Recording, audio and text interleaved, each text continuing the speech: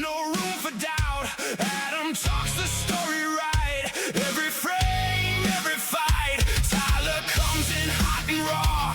Hard on sleeve, that's the draw. Shots go down, the night gets live. Two-man crew, now three to ride. Kayfabe marks, raise it up. Kayfabe marks, kayfabe marks, kayfabe marks. Fill the cup. Kayfabe marks, kayfabe marks. Adam, Tyler, Aaron now. Three-man truth, we run this crowd. Aaron steps in, clear and sharp. Cuts through smoke, cuts through the dark. Logic in the lockup zone. Fresh eyes, strong backbone. Oh, kayfabe marks, loud and proud. Kayfabe marks, cold ones up. We own this crowd. Three-man truth, we run this town. Kayfabe marks, turn it up now.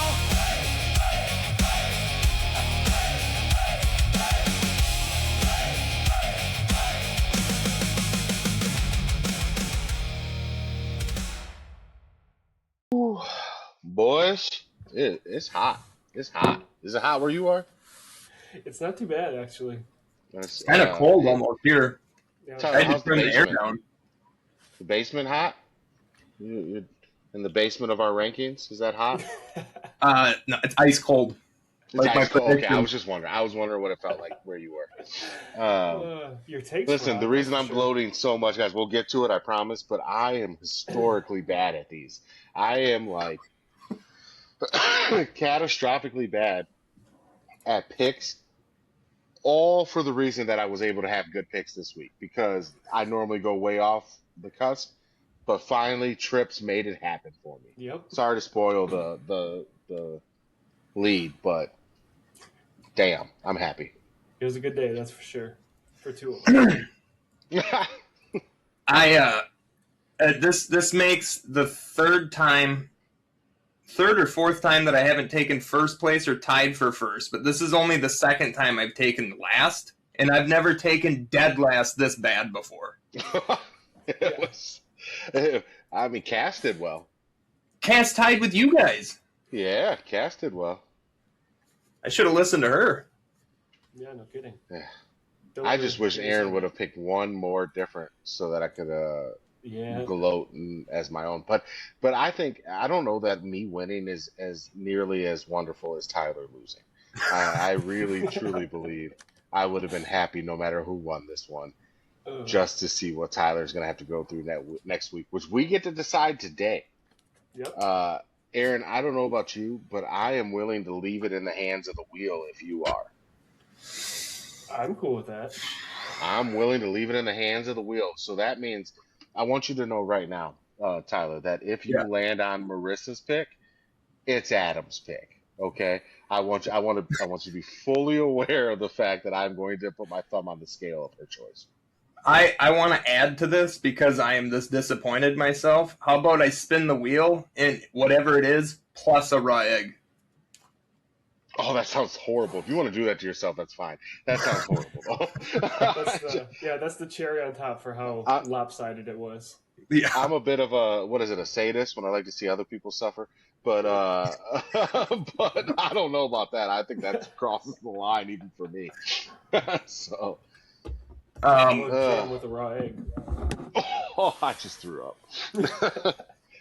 So man. the shots this week, I had a hell of a time because I went to Winehouse over in Wisconsin, and they have a new worker, Brooke, who, as far as I know, is going to be watching this episode. She had me write all the information down for it and stuff. So There you go. I found whiskey, hot honey flavored whiskey. I had her pick that. They didn't have any liqueur. Okay. So I told her, I was like, all right, well, if you don't have what I spun, then you have to give me the worst thing you can find. And this is called Tippy Cow Rum Cream Shamrock Mint. And she said it's like drinking a glass of milk after you brush your teeth. So I'm surprised you've never had Tippy Cow. Okay. No. I've had the chocolate one. I think I've had the brown one. I've never had this Shamrock Mint shit. Yeah. Well, I'm gonna join you. So for my liqueur that I have, I did this is called Suck It Up Buttercup. Didn't you do this, Tyler? Did you do this? No. Interesting. No. It's it's butterscotch vodka with artificial flavors and then some other shit. Um Milk and stuff, I think, probably. But yeah, it's like 20% alcohol, but this is gonna be my liqueur. I was like, that's kind of liqueur-ish, so I'm gonna try Yeah. it. Well, that's what I thought too. This is creamy and kind of like Yeah. flavorful. It's Yeah, close it's enough. not a and we had I bought a 4 pack. The other three are gone. I was gonna break it out on the show and just try it, but uh, Marissa and I both did one when I got it yesterday or the other day. I think it There was you yeah, go. it was yesterday because we went out on the bike. But and then I just drank one for fun because I was just having a great day. There you go. Do you like minty stuff, Tyler? Like My favorite ice cream is mint chocolate chip if I have to eat ice cream. But I'm just gonna say, look at this, and tell me this doesn't look like rot. Do you like Thin Mints, Tyler? Yes, I do. No. I just had my son try a junior I mint don't know if today, you and can he was not tell a fan. the color of that. It's No. like supposed to be white, but isn't. So this shot here, I'm gonna show you guys too real quick. This shot here has like the double thing. So like it's two different. Oh shit! I I can't. have done one of those on the show. That's what I That's kind thought, of and cool. I can't really tip it because you won't see it. But it has like the two sides. I Yep. told Marissa, I was like, I'm keeping the fuck out of these because these are gonna be Yeah, great Irish car bomb shot that's pretty glasses. cool. Yeah, I'll just Um, pour each thing in one side and drop it in the glass. Like there that's you gonna go. be Ah, phenomenal. Since I had my second brandy, I went with blackberry this time instead of regular. Ooh. that's my favorite kind of brandy. All right, is that what we're doing to start? Yeah, I already poured this fucking green milk in Yep. here, so Let's do this, then we'll Cheers. spin. We'll spin, and then we'll get to it.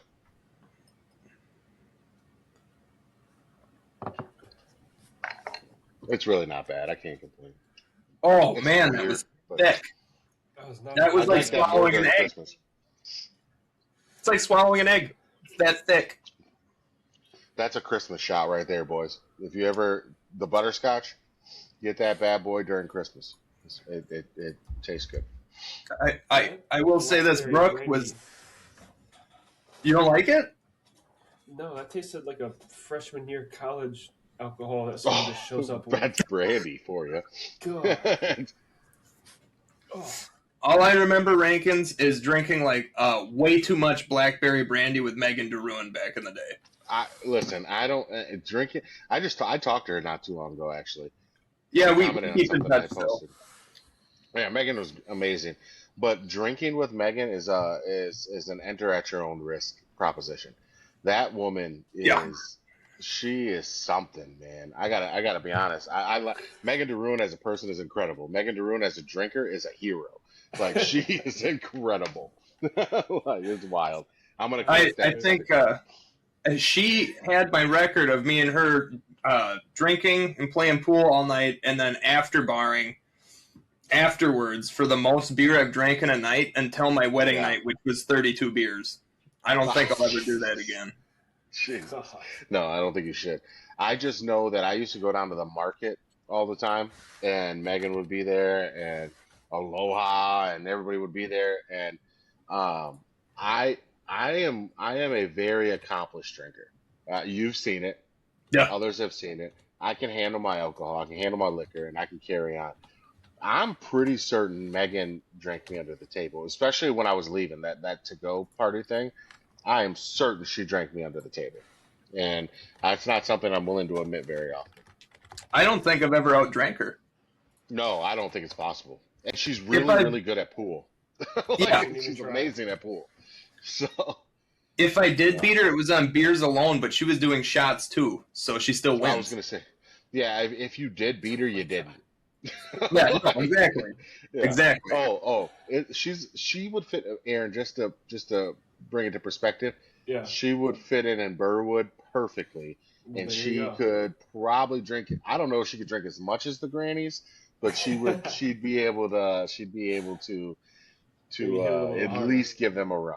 but There you go. Danielle is a hell of a drinker. I don't think Yeah. anybody can drink like Danielle. So Right. It was a couple weeks ago now, but I posted a picture of me and Cassie onto Snapchat, and she commented on it, and she was like, "Is that your wife?" And I was like, "Yeah." And she goes, "Whoa, your wife's fucking hot. Why is she with you?" that is Megan Derulo through and through.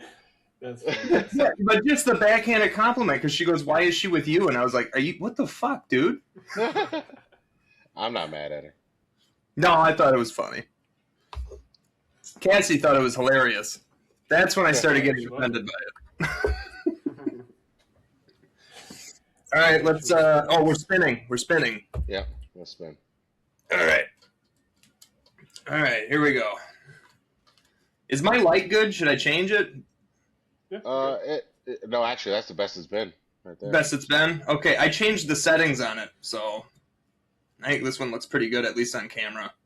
Yeah. good deal. Is it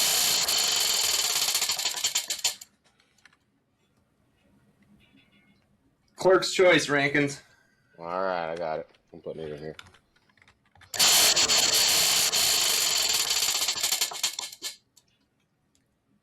Cassie's Choice. Great, so there's going to be an egg involved anyway. Is that yours? Yep. Yeah, it's Tyler's. Aaron, here we go. Nice and simple. Clerk's Choice for Aaron. Ooh, All right. we get the mingle. Yeah, we're getting a lot of surprises for next week, it seems like already. Yeah.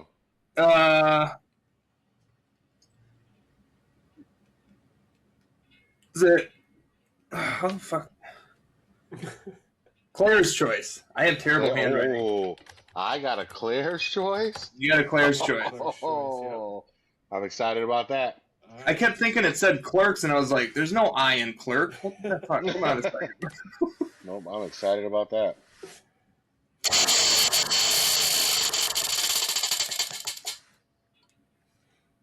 Liqueur that I won't be able to find again. All right, last Maybe one. not for you. That's That's two liqueurs in a row for me. two liqueurs. Yep. Mm-hmm.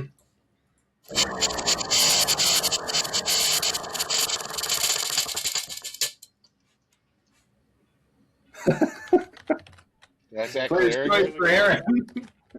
Boy. She's gonna be Claire's busy. Choice. One No, that's not a listen, choice. listen. Let's do this here because we got Claire's Choice. Tyler, you got one more spin for your Oh, shit. punishment shot. I sure do 100%. hope it's a Claire's Choice. I hope we all have to do what your punishment is, just That'd because be it'd be great. fantastic.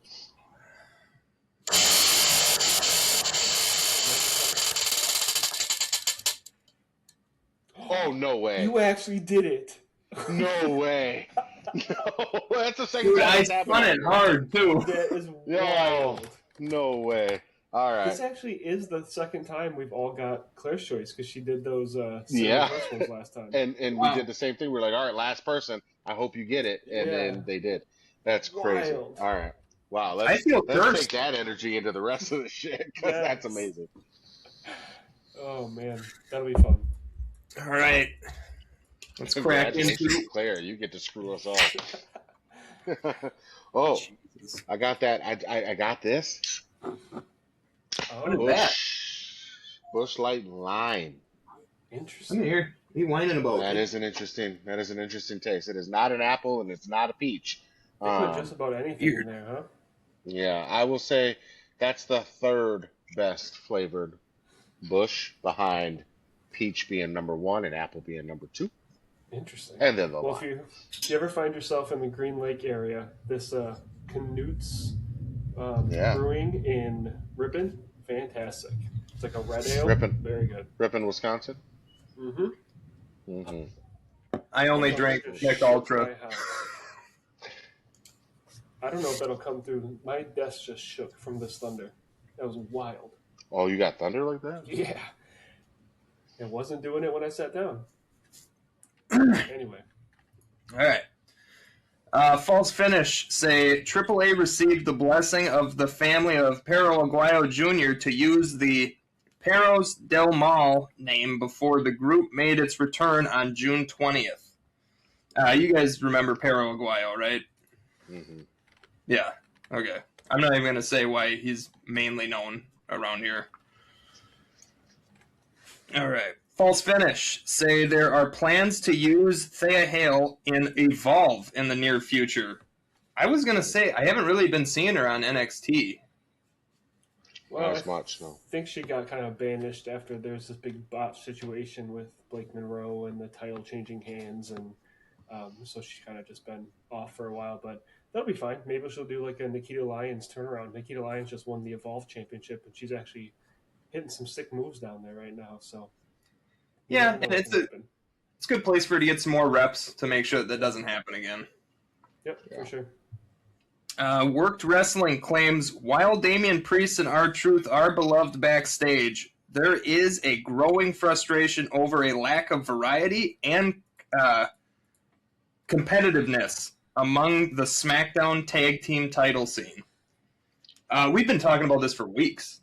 Yeah, I'm not a fan of the... I love them both. That's not a good disrespect to them, but I'm not a fan of them being title holders. Sometimes you got to let these gimmick teams just be gimmick teams. Yeah. And plus, I don't see them holding on to it much longer with Priest going to AAA. Exactly. Well, they shouldn't have had it as long as they did. Who was that last match they had? MFTs? MFTs. They should have lost it then and there. Now I know that they're doing whatever they're doing with the MFTs, but they should have lost that title already by now. I actually think it would have worked, though, because they're doing this split with Solo, and they were out there without Solo, so they could have used that as more fuel to be like, see what we did when you weren't trying to mess around with us? Like, absolutely. So they should have done it, but they just, not pulling the trigger. Tyler, do you have any news on that split at all? Or can we talk about it real quick? No, I have none. No? Because it was one thing that I was like, man, I really do wonder how they're going to go about this, because you saw Finn, and then you saw him bring up Shinsuke. And I'm like, man, I would just love him to bring his brother back and let him do Dogs of Destiny, not Gorillas of Destiny, and bring back that. Just let them be a family, so to speak. And they could they could go ahead and run with the Bloodline, or they can run with anybody. But I would love to see those three together as a team. Yeah. I think actually I'm looking forward to Tama and Tala. Tala's gotten a lot better. I think they should be fun as a tag team. And Solo could be really interesting. I think he's great, and now he has this like divide where Bloodline wants him, but he doesn't want the Bloodline. MFTs want him, or don't want him when that's where he wants to be. So I think this could be really interesting for everyone involved there to kind of do their own thing and not be stuck in this vortex. I guess I could do this part. So I didn't have anything on the MFT part, but if you let me get to... Is that on the third page? Okay. I do have some stuff on the Bloodline, which this kind of feeds into. Sure. So, according to Fightful Select, Zilla Fatu was recently at the WWE Performance Center, allegedly, to finish up some last bit of tests from WWE to be signed by them and possibly be a new Bloodline member.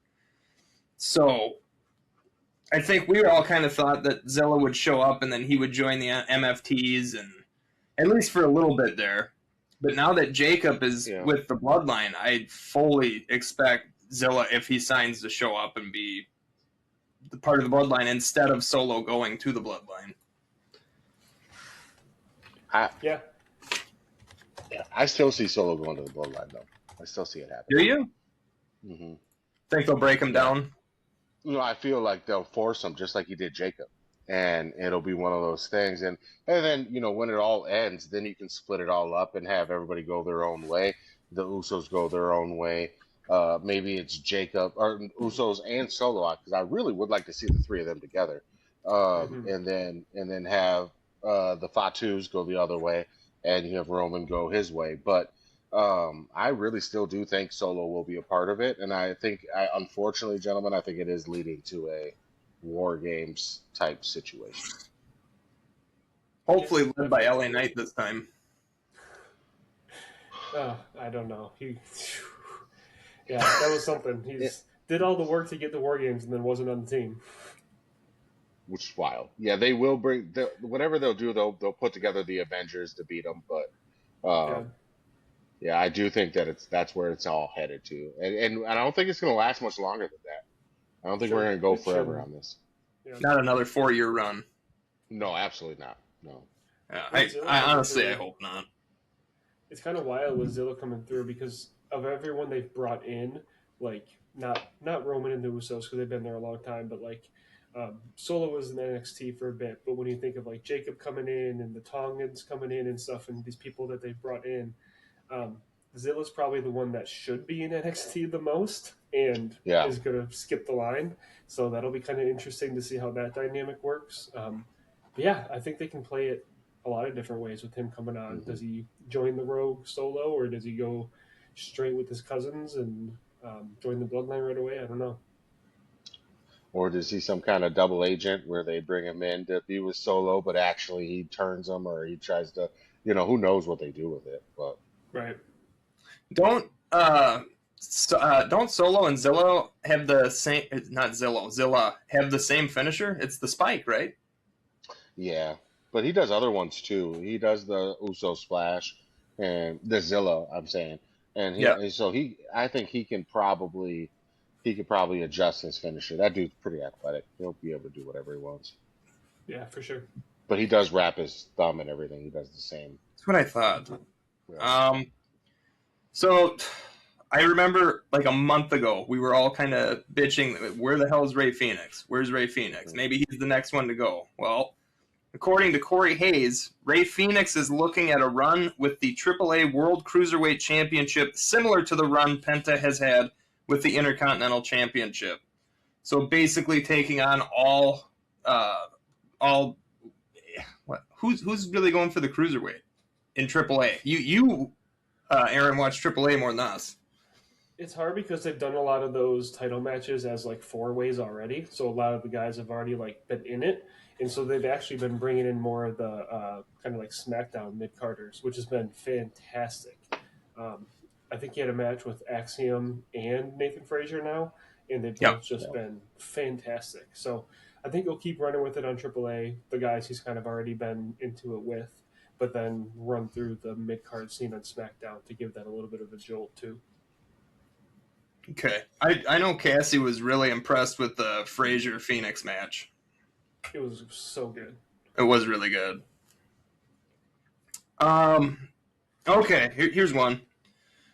The Observer says, WWE is hopeful Chad Gable's new theme song will catch on and fans will start singing along to it. This is me, because Dave Meltzer's a fucking moron and he doesn't do all of his homework. The clap that Chad Gable's been coming out and trying to get over, well, that is the same clap that they do for the Minnesota Vikings game where they chant Skol and do the clap. Chad Gable's from Minneapolis, Minnesota. This is where he got it from, and this is why he's trying to get it over, because he knows it is a catchy thing to do. And it's got to be easy to get fan engagement on it. So anyway, that's where Chad Gable came up with the clap. But I mean, if they're hoping the song will get over, do you know what got over? When he came out to his original theme and everyone popped for it. So how about you don't do that for 1 week and then change it after everyone was happy about what happened? So it's the same with like Ethan Page. He gets called up from NXT. Everyone's super happy. They take away his finisher and they take out like the ego in his song. And now it's like lost all of the personality and everything. So I just don't know why they have to mess with things so much. Well, it's just, if you're going to chase the rabbit, you're never going to find it, Right. And so it's silly. It's silly to do that. If you get just let things happen. And I think they've had a lot of luck in the last year of things catching on and being really, really awesome and cool, and a lot of the songs catch on, but they happen. You don't get to force that. Right. Nobody thought that Kit Wilson's song was gonna bop. Like nobody thought that. Right. Nobody was like, this is the one, guys. That's a good point. Okay, bringing up Kit Wilson, how are we feeling about how him and the Miz are like Frank and Miz and Frank and Kit? How are you guys feeling about that? They're so silly anyway. Let them have it. I like it. Cece really likes it. I think it's hilarious. Cassie likes it, and it's I mean, you could fucking tell The Miz to do anything. He's gonna get it over like Rover.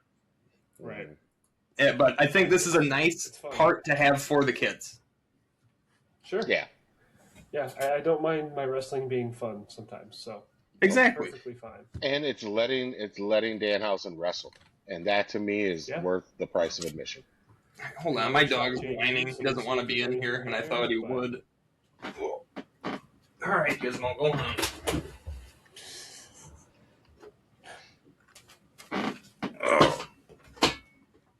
I know what you're thinking. Tyler, are you wearing night pants at 2:30 in the afternoon? Yes. I have never wore a pair of jeans or shirt or shorts on the show. I've always wore night pants. I've never met a bad time to have some night pants. So exactly. I've never heard them called night pants. So yeah, I would we're say just new across the board here. Yeah, I've never heard that either, but I just rolled with it. Thank you, Ryan Sickler, because that's where I got it from. That's funny. All right. Pajama pants is what I normally would have said. So. Yeah. Right.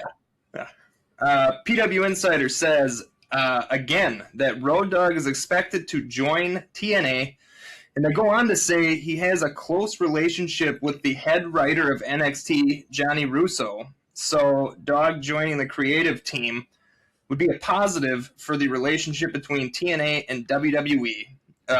Allegedly, the deal is apparently 99% done.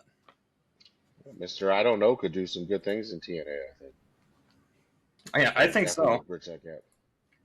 Yeah, I mean, we'll see. It's so hard because we all complained about him on SmackDown, and then he left, and like the first couple weeks were like, holy shit, it really was him. Mm-hmm. Like, this is good. And now ever since it's been like, wait, no, this is ass. Like, it has been. So, yeah, I don't know. We'll see. We can go there and show everyone up. That's for sure. That'd be awesome if he could do what like Undertaker and Rey Mysterio and and I guess Undertaker down there, but Shawn Michaels and those guys are doing. Awesome, run it. I mean, the more talent spread out, maybe a little less big of a stage is probably a good thing for him. And then who knows? Maybe he comes back sharper and better, and we get a beast and a head writer and Road Dogg after a few years. That'd be awesome. Yeah. All right. According to Rankin's cousin Dave Meltzer on the Wrestling Observer Radio, I wrote that down too. I'm just saying. I'm letting you know if that is my cousin. Next family reunion, it's on site. All right, Meltzer, it's on site. As soon as I see him, slap me with potato salad. We're taking this to Burwood, and we're gonna have some Burwood backyard wrestling, and I'm slapping with potato salad. Get the mattresses upstairs. Yeah, that's yeah. So this story is actually the reason I wore this shirt today. Love that shirt. Bully Ray's comments on beating the shit out of Jon Moxley and getting into it with Josh Barnett on X was just a way to create a new controversy to get heat off of Tommy Dreamer. Now, I didn't write this part down because I have it memorized. You guys have heard since Tommy Dreamer got released, they almost tried to start one of those Me Too movement things on Tommy Dreamer, and then what's Nick Aldis' wife's name again? Mickey James. Mickey James, yeah. Mickey James came to defend Tommy. A bunch of other people did too, and it was, I think it was only like two girls that came forward and said Tommy wanted to do a crotch spot in our match, and I didn't want to, but I didn't feel like I could say no. Well, that means you didn't say no. Yeah, that's a tough one, man. I try not to discredit people who feel like they've been disenfranchised or weirded against, because it's hard. I mean, your experience is different than my experience, and maybe something that is said to you doesn't offend you, but it offends me, and vice versa. Yeah. But I'm not one of those people where, I'm fully a person. I guess I'll put it like this: I'm the type of person where it's like your rights end where my rights begin, kind of thing. But I don't believe that you should be handcuffed, just because. But so you got two people. I just think they got to handle that appropriately. validate the fact that they felt like that. I don't feel like you had to get rid of Tommy because I don't think Tommy's a bad guy, and I don't think he meant to No. make them feel that way. You should handle that internally. That's the problem, and I think that's the problem with TNA as a whole right now. Handle that internally. Talk to those folks. Talk to Tommy. If it's something that they're able to like come to, like, hey, I didn't mean that, or if he just didn't understand that he was being inappropriate, or if he truly was being inappropriate. If he was truly being inappropriate, then at that point, get rid of him. I just can't believe it with Tommy. He's been around the business so long. It's hard to believe. That's why he had so many people come to his aid, and exactly what you just said is pretty much what Mickie James said, but she was a little meaner about it. But yeah. First off, can we just not have crotch spots in man versus women matches? Because it's not a good look no matter what. That's fair, yeah. Well, man versus women matches are just becoming socially acceptable to begin with. So when you add any type of what could be construed as harassment to that, it's inappropriate. It's just it's not something you should do. So and then the other one, now I remember what the other one was. So there was another lady that was going to be going against Tommy Dreamer, and she wanted to do a Singapore cane or kendo stick spot. She wanted Tommy to hit her with the kendo, and he said, I don't hit women with that. And then it ended up turning into a spanking spot where he bent her over his knee and spanked her. So these are the two things that came out. But I think he's trying to keep them silly and stuff like that. Yeah. But I don't think he's out there like trying to grope them and be gross. Yeah, harassment comes in so many forms. That's why I say it's really hard to say oh, you're being over the top because you feel harassed, or hey, Tommy, what you did is not that much of harassment. I can't say that. That's not for us to say. That's not for us to decide. That's for her to decide. And if she feels like it was inappropriate, I do believe though that Tommy should have had an opportunity to not necessarily confront her, but to have the conversation, to open up the dialogue, to say, hey, I didn't realize that you would feel that way about this, and I won't let it happen again. Or to just move on from it. And if he's like, no, I meant for that to happen. If you guys don't agree with it, then I won't be around. Part ways. That's cool. Again, that is what Mickie James said. She literally went, so instead of talking to Tommy and DMing him directly, you air this out for the public to, she said, to kick a man while he's already down. Yeah, I mean, it's, again, I'm not going to presume to sometimes you have to have that person out of the locker room to be able to have those conversations. So I don't want to be like, hey, don't do this after they leave kind of thing. But, I agree with Mickie James. It's hard when you see somebody who's already going through a bunch of stuff and people are putting stuff out publicly. I don't think that person should have DM'd Tommy Dreamer. I think they should have taken it to the head of TNA. And I don't remember, is it Scott Croker still? Is it that guy? Is he who's the head of TNA now? I don't even know. Fuck, I might have it written down in here somewhere. Yeah. Whoever it is, I would have taken it to that person and said, hey, we need to have a sit down, or you need to talk to Tommy about this. And at least, and again, I don't know if she did that. Maybe she did. I don't know. But if she didn't, you got to go through the proper steps to say, at least give somebody a little bit of benefit of doubt of saying hey, maybe this crossed the line, but that's not his intention. Let's see if we can still make this a workable relationship. Right. And I don't believe that he was fired over this, because this stuff came out after he was fired. I legitimately believe this had to do with budget cuts.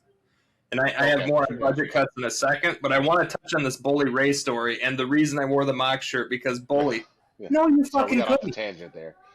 No, you couldn't. You know that Mox does those jiu-jitsu tournaments, right? Yeah. Yeah. Well, what the fuck is Bully gonna do? Drink a beer and take wild haymaker swings? I'm sorry, but it's no fucking way. I'm more worried about Bully and Josh. When Bully clapped back at Josh Barnett, I was like, hey, that's not the guy. That's not him. No. I have watched Josh Barnett. He was the first heavyweight that I saw in MMA, and I was a huge fan of his.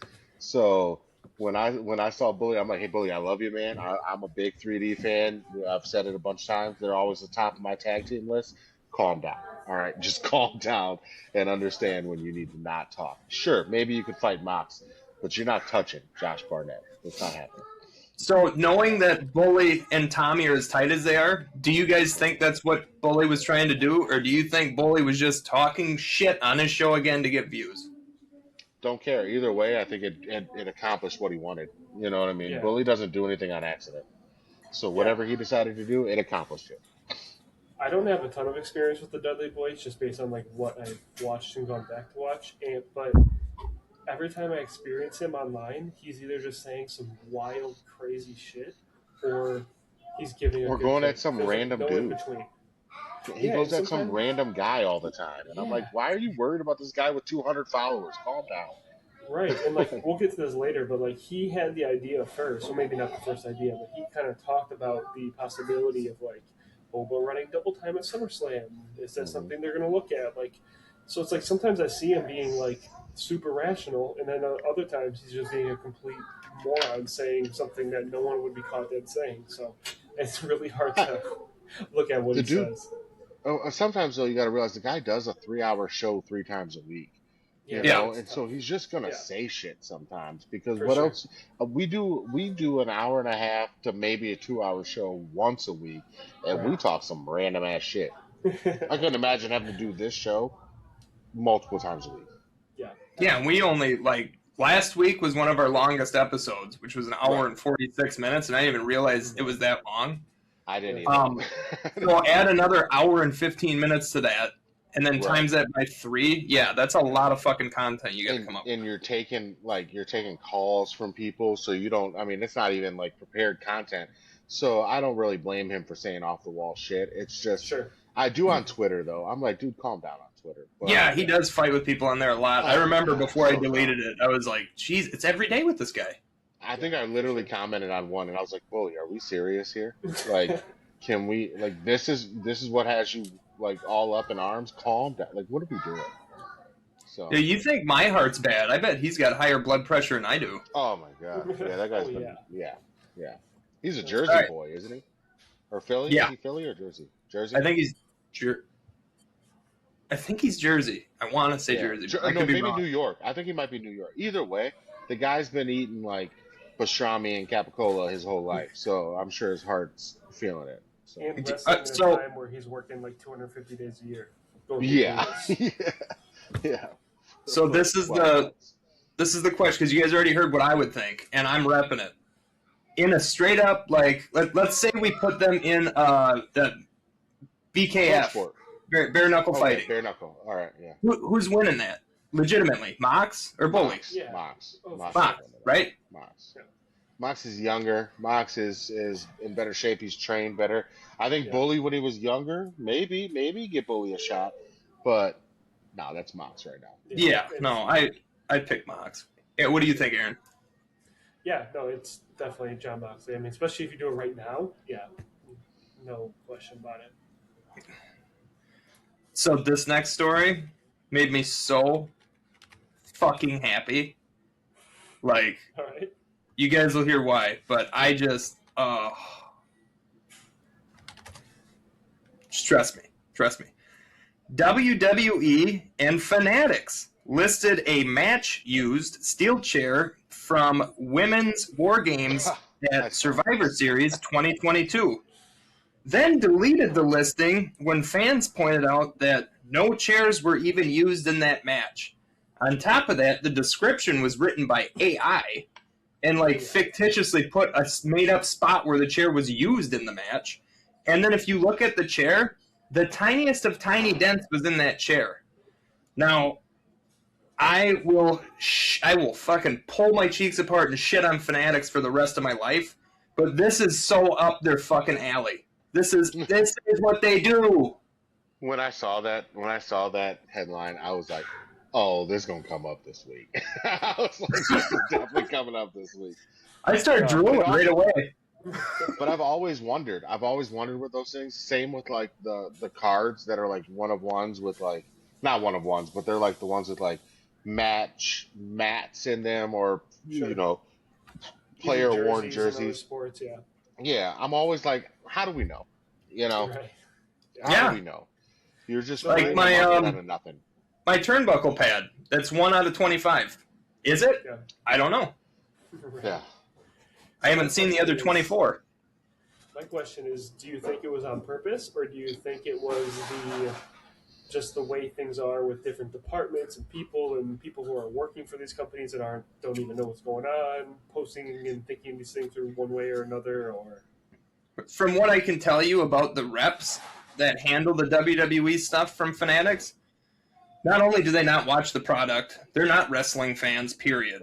This was their way of going, hey, if this works, we can just find random shit that you guys want to throw away and sell it. That's what this was. That's what it feels like, and I don't blame them. But it's also I'm not a collector. I'd probably be much more frustrated if I was one of you. Well, I was pissed. Who actually collects things and does that kind of stuff. I'd probably be much more frustrated about it. But my thing is, I feel like there's so many of these collectibles that could be available that it would actually be harder to make up this fake thing than to just go get something and do it. So, Tyler, I know you're more of the conspiracy guy. I'm more of the Occam's razor guy, where the most simple solution is probably what's real. And so I feel like I'm going to add that to the intro. There you go. Conspiracy theorist versus Occam's razor. Yeah, there we go. That's good. That's a good name. But who knows? These companies just try whatever they want. All right, this next one, I'm gonna probably butcher this dude's name because it's like one of those kind of like Russian-y names or something. But tell me if you guys know who it is, because I don't know who this guy is. WWE recently filed a trademark on the name Milos Jovic, and PW Insider says it will be used by former Serbian mixed martial artist Dusan Novakovic.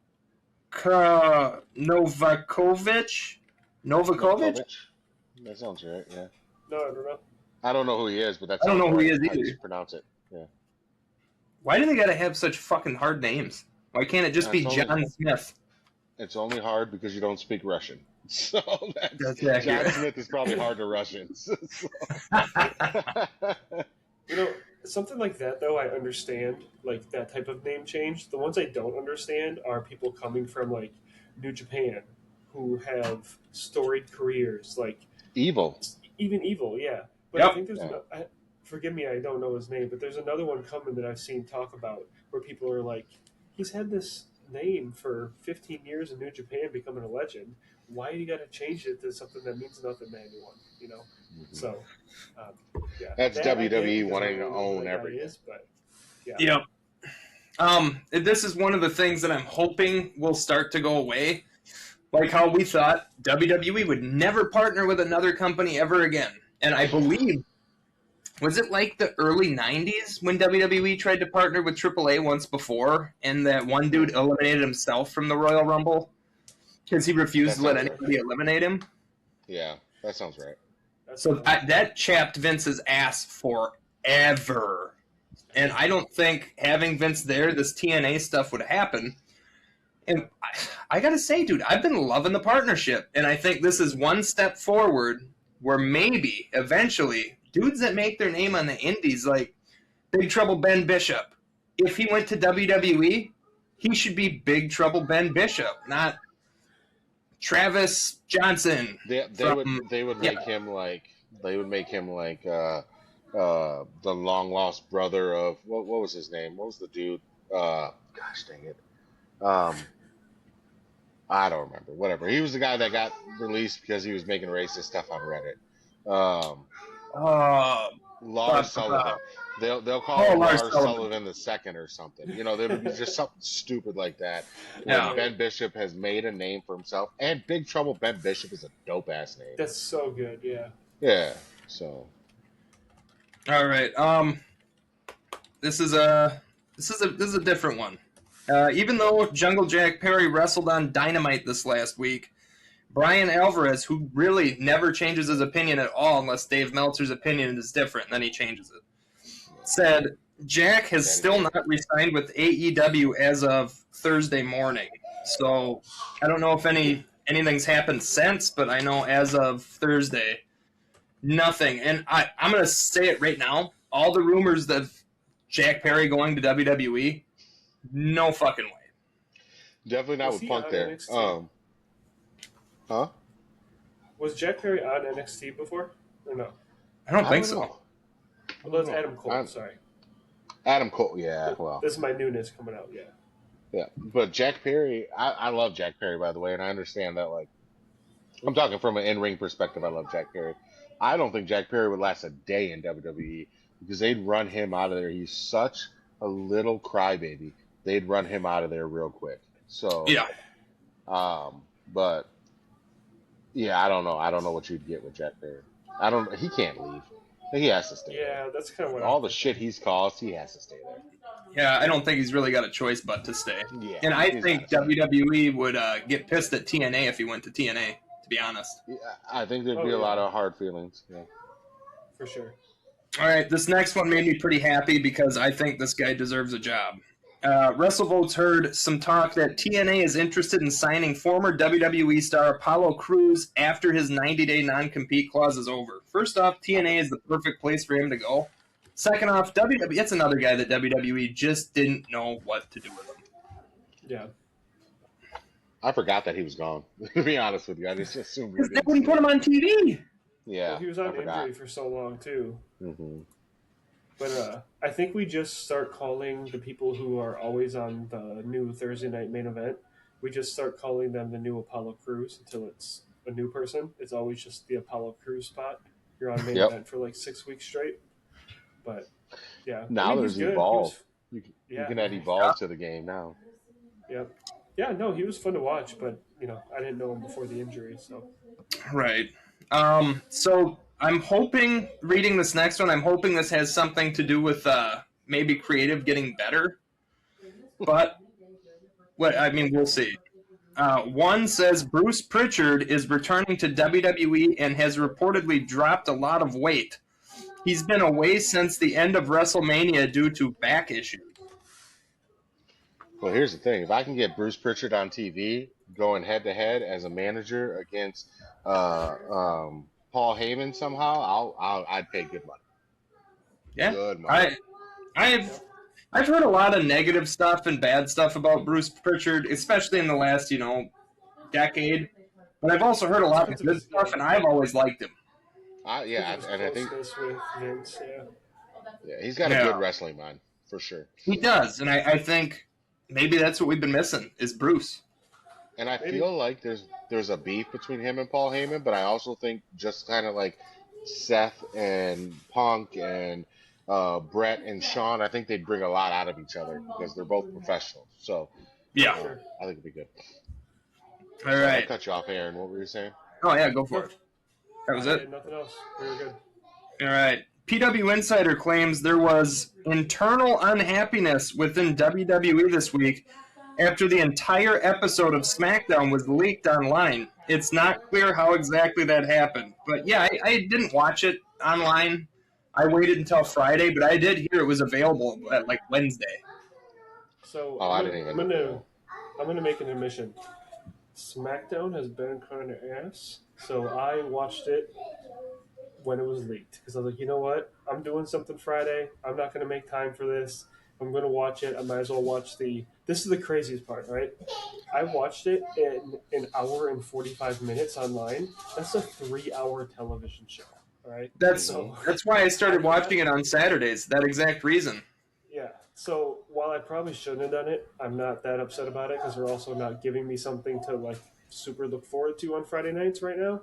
So hopefully going forward with some of the changes after the champions, we'll be more hyped for it. But this week, tomorrow, Raw is taping early. I think it's 5 p.m. Central, and SmackDown is taping immediately after. So we'll see if it leaks again. But also, Right. it was SmackDown before a PLE. So, like, what was really going to happen? Also. Right. Right. I know people get hyped about the go home shows, but not so much on these like second tier shows. Exactly. No. My only question is how much of that crowd noise was pumped in and fake on Friday rather than the one that was leaked? Well, so I actually don't think it was because the way they did it was England was playing their World Cup match immediately after, and if you bought a SmackDown ticket, you got to watch the game in that arena on all the jumbotrons and like the big Oh, that's screens and dope. everything. So like Yeah. people were at SmackDown, hyped for SmackDown, and also the England show after. So I think it actually That's was dope. real for the crowd. That's smart. That's really smart. That's some triple or that's some AEW shit, man. That's smart. They're super aware of it because if you go back and look at the Sammy referee match with Cody and Gunther, that ended like to the minute that a huge World Cup game was kicking off. So they're very aware of what's going on around them. All right, this one, Rankins. I don't know. Did you get to watch Big E on Chris Van Vliet this week yet? I saw some of it. I haven't watched all of it, but you know, Big E's my favorite. So That's why I asked. During an interview this week with CVV, Big E said he pitched the idea of him ruining Kofi Kingston's Royal Rumble save spot as payback for New Day's heel turn, but creative had other plans, and he was told that's something we can do later. Well, guess what? No, it's not. Nah, They're you not even can't. here. Nope. now you can't. Nope. The other thing that Big E had talked about is exactly why, and it's the first time I really got to read, or not even read, but hear him tell details on why he'll never wrestle again. And it was his C1. I didn't know which vertebrae or whatever. That's the one that connects your skull to your fucking neck. I wouldn't risk it either. D1. That's D1. Yeah. Yeah. So that's... No, it sucks. It sucks to hear it from his mouth because I've always held out hope that I'd see him in the ring again. And I know we've got Daniel Bryan's punk ass and Edge, and you know those guys have all come back, but this is different. What was that? Paige. Yeah, Paige. Yep. Sorry, no disrespect. Shawn Michaels, you know, I think his was his back, but still, you know, we've had people come back from some pretty nasty injuries, and I've always wanted him to be back in the ring because honestly, and it's hard to say this about a guy who's the same age as me, but he was an inspiration. You know, seeing what he came through and what he went and who he is and his work ethic and all of that. So it sucks. It sucks not to see him be able to wrestle. But I do hope he gets to be on screen again because the guy is dynamic, and I hope they stop being D-bags about stuff, really good ideas, you know? Really good opportunities to get him on screen. No, it would have been great. He talked about it like that Kofi would do his signature, you know, I'm almost eliminated, but what am I going to do new this time? And it would have been like on the barricade, and Big E and his wife would have been sitting front row for the show, and they would have hit his feet out. Like, would have been great, especially nowadays, knowing what didn't happen with that heel turn. So, right. You know, it proved itself that, hey, don't wait on good ideas. Mm-hmm. Yeah, to tell somebody like Big E this can happen later when there may never be a later for somebody like that guy, and there could have never been a later, that's pretty disrespectful if that was the case. Yeah. And the other thing that I didn't know about was when he was supposed to be having bone regrow on those two vertebrae he broke, it wasn't bone, it was cartilage that was growing in instead, and that's when he knew it was like, well, it's over. Yep. Right. Yep. All right, here we go. Meltzer says the main factor that led to TNA's recent cost cutting is that the company is losing money even with the new AMC deal. This I believe, but this has been a problem with TNA for 25 years now. They've always been losing money. But in true Dave fashion, he loves to state the obvious, my cousin, and say things that literally everybody already knows. It's confirmation bias at its finest. Yep. That's legitimately why I write some of his stories down, just to make us all mad. I can't stand him. Oh my goodness, stomp a mud hole in his ass. All right, last two stories, and then we'll get to the PLE. Ooh-wee. And a shot. According to Fightful Select, WWE is doing more layoffs, but this time it isn't anyone from the roster, but actually people from the front office. The details are still coming in, so the number of people in which departments it are or was are not known yet. That's fine, but I mean, I don't think we will know, depending on what departments it is. So exactly. Well, now everybody writes a book. So. As soon as you get fired, they write a book and sue Vince McMahon. So, I mean, we may know exactly who gets fired in this round. Yep. That's true. That's true. This next one is very near and dear and special to me, so I found every detail that I could. Can you guys guess who it's about? Knew this was going to be a big one. It's about Logan Paul. Definitely not. It's about CM Punk. Somebody that actually knows how to wrestle. Who? Oh, God. I haven't seen him in a while. I forgot about him. Oh, Jesus. Oh, he's been around. Off-brand fighting. This is part of it. CM Punk and WWE are allegedly having issues about his return. Speculation is Punk wants to return July 6th on Raw in Chicago, but WWE wants him to be a SmackDown wrestler upon return. When commentating at an MMA show recently, his co-host joked and said Punk doesn't travel anymore, so we had to bring the show to him. Punk said he doesn't travel anymore because, quote, my horse is sick, which is a line from Terry Funk, who wrote a note and left it on Vince McMahon's desk when he was supposed to be one of the masked tag team partners for Jerry the King Lawler at Survivor Series. He literally just wrote, my horse is sick, left a note on Vince's desk, and went the fuck home. Wild. Let's see. His co-host also asked if Punk would be at the next show for the MMA show, and Punk responded with, is that on a Friday? If it's a Friday, I can't go. So I think that's another thing leading to he's coming back. He's coming back very shortly. Yeah, Punk's a punk, man. It's fine. Well, yeah. So, like, I don't have the history with knowing him like you guys do, but this seems like even those comments about, oh, it's on Friday, I'm not coming. That just seems like CM Punk and his offhanded, humor. Maybe some truth in it, but willing to do the job that's laid out in front of him. And also, spoiler to the PLE, you now have a non-title program that Cody and Punk can run, which honestly I like it better without the title anyway. So it's like all this stuff is coming out week after week of him not being there, this and that and this and that. And then now we get past yesterday and it's like, oh yeah, it makes sense.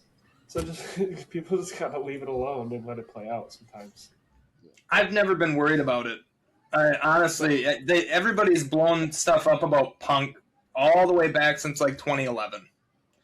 Yeah.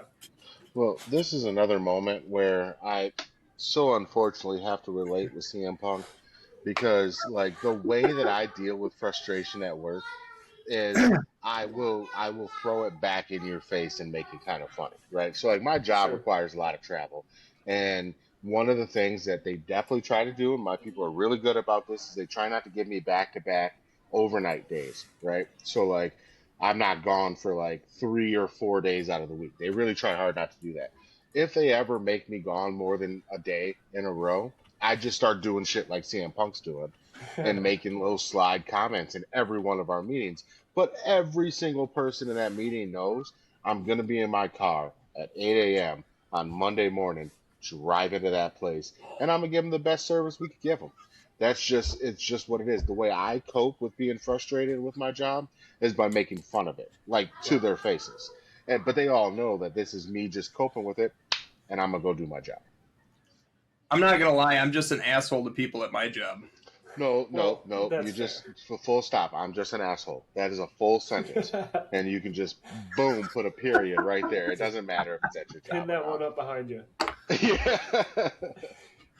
But no, who doesn't have things with their job, especially a job that's creative focused? He's going to have stuff he doesn't like. Who cares? He's still showing up to do the job. Oh yeah, I still show up and do the job, but I don't like it. Yeah. Well, I'm just from a CM Punk perspective, I don't think he's the kind of guy that like he's going to get his kicks from those really creative little digs that he gets, and that's perfect for him. He's happy, he's fine, he's content. It's the same. If I get those little digs and my boss is going, I got you, then I'm fine. I'm happy. I'm content because she now knows how I feel. She just doesn't give a shit. And so it's like, so and we can, and my boss is amazing. I'll never complain about it. I'm not Tyler. I got a good job, but my boss is awesome. So unfortunately for Tyler, he can come. Hey, come here, work with me. There you go. Dude, It's getting to that point where I'm probably just going to move really far away. Hey, Peoria is far enough away. Here we go. It is All far right, enough Jose away. Cuervo Gold. Cheers. Now here's the. Oh fuck! I forgot that was tequila. Oh fuck, that's spicy. Grandma. Peppery. Here's the cool thing about Peoria. Anybody listening to this, if you ever want to move here, let me know. But Oh, I got a really great realtor, is what I'm saying. But here's the cool thing about Peoria. Peoria is 2.5 hours from Chicago. Like all the good shit in Chicago, as if there was anything. Also 2.5 hours, maybe 3 to Indianapolis, and 2.5 hours just over to St. Louis.